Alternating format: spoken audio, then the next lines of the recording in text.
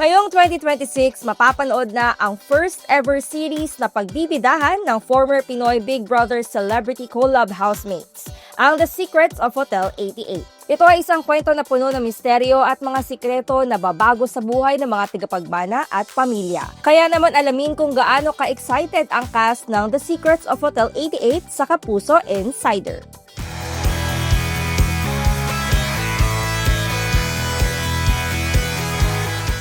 Sobrang excited ko po at saka sobrang proud. Proud talaga sa lahat ng mga kasama ko sa production and everything kasi talagang lahat kami dito pinaghirapan namin. Lahat kami dito talaga nagbigay ng puso namin. Kaya sobrang excited ko po na makita ng mga taong manonood yung puso namin sa palabas na to.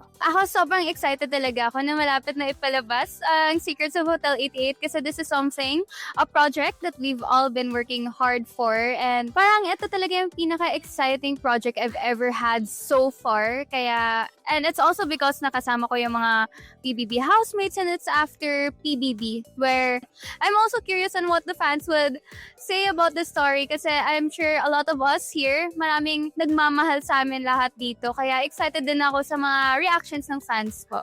Guys, I'm so excited. As in, kung gumanito baka nabas ako sa frame eh. Pero guys, sobra akong excited, legit. Like, grabe yung show na to. Kaya sobrang akong excited na makita niyo kasi ang dami nangyayari. Ang dami talaga nangyayari sa kwento. And alam niyo naman, I'm sure nakilala niyo po kami lahat sa loob ng bahay ni Kuya. And now, may sarili na kaming teleserye. Kaya sobrang laking blessing and I can't wait for you guys to see it. Ako sobrang excited talaga ako for you guys to watch The Secrets of Hotel 88. We've worked so hard on this. Sobrang saya talaga namin taping this. And alam namin na maganda yung product namin, especially working with both GMA and Star Creatives. Ako, I really can't wait for Hotel 88 to come out. I'm already waiting for the trailer. Even more the show, I'm even more excited kasi alam ko na mag-enjoy talaga kayo at maraming aabangan dito sa show na ito. Sobrang excited na po ako kasi bilang first time ko ma-experience ng series at first time din na magkasama-sama kami. Almost complete kami. So sobrang excited ako kasi grabe, pinaghirapan namin lahat ng mga eksena dito. Pinaghirapan. So sobrang excited po ako na makita, mapanood po yung lahat to. Aminado ang former housemates na halos pareho lang ang dynamics nila sa loob at sa labas ng bahay ni Kuya. Ngunit kumusta naman kaya katrabaho ang isa't isa sa The Secrets of Hotel 88? This time po kasi it's different kasi we're working talaga. Wala kami sa like comfort zone namin talaga. Not like sa loob ng bahay ni Kuya. We're just being ourselves. Pero dito kasi we're playing a character talaga. Iba yung focus ng lahat. Ang galing ng lahat dito, guys.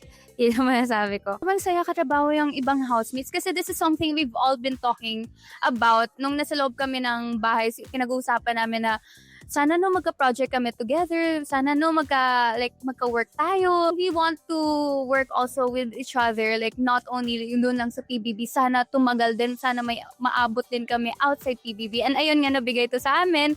So it's a big blessing and I'm so happy na I'm here with the other housemates and I'm working with them. Ako, I love hanging out with them now, you know. Sobrang saya kasi, ayun nga, may mga secrets namin na nalaman about themselves na bawal sabihin sa loob ng bahay ni Kuya. Yung mga favorite nilang movies, pwede nilang pag-usapan, mga favorite nilang songs. Yung bond namin sa loob, mas nag-excel lang dito sa labas. You know, mas naging close kami dito sa labas. So yeah, super happy. Nakaka-proud talaga to see these housemates in such a professional setting. Na sa bahay kasi alam mo naman, we've had our tasks na seryoso din, na we had to take seriously. We had to do our strategies, our planning, and all of that. But to see everyone do what we love, which is acting, syempre, and to be so professional pagka nasa set na. Parang ibang klaseng experience siya. Siyempre, nung sa bahay kami, most of the time, parang free time lang namin. Pero dito sa taping, lahat work mode. Siyempre, yung chemistry nandun na. So pagdating sa set, mas madali na. Mas alam na namin yung isa't isa. Hindi na sariling character ang pinoportray namin, pero ibang character naman ngayon. Actually, parang continuation lang siya talaga ng TBB kasi wala sanay na rin talaga yung magkakasama. So, para lang talaga kaming nasa loob din ng bahay ni Kuya. But, this time, nag-work na kami, umaarte. And nakakatawa na makita kung gano'n sila kagaling talaga umarte.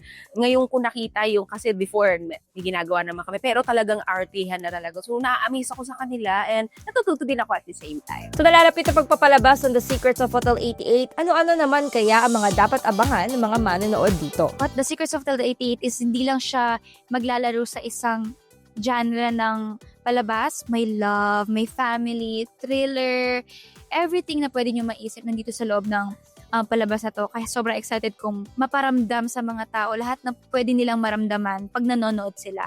The plot twist, the story, and yung mga eksena talaga full of so much thought, love, and direction talaga na parang pinag-isipan talaga yung script, yung mga eksena, and the whole story. And of course, yung mga BTS kasi sobrang saya kasama ng mga housemates for this. And lahat kami nagbo-bonding outside the set or even in the set. So, abangan nyo din yung mga BTS and everything else. Oh guys, nakita niyo yung suot ko, abangan nyo. Are different characters. Kasi I'm sure nakilala niyo na kung sino kami. But dito sa show na to, iba-iba talaga yung ugali namin.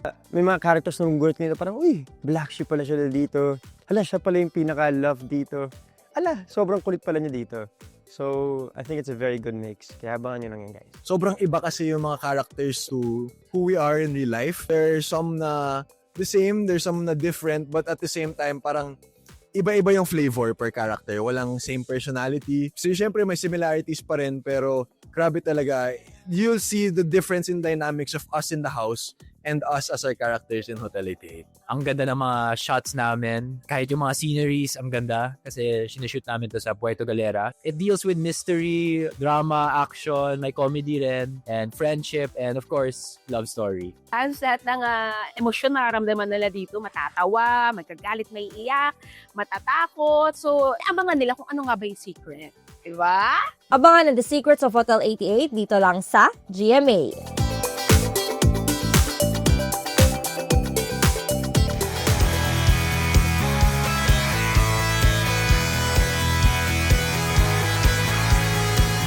For more exclusive contents about your favorite Kapuso stars and shows, visit gmanetwork.com. Follow us on our social media pages.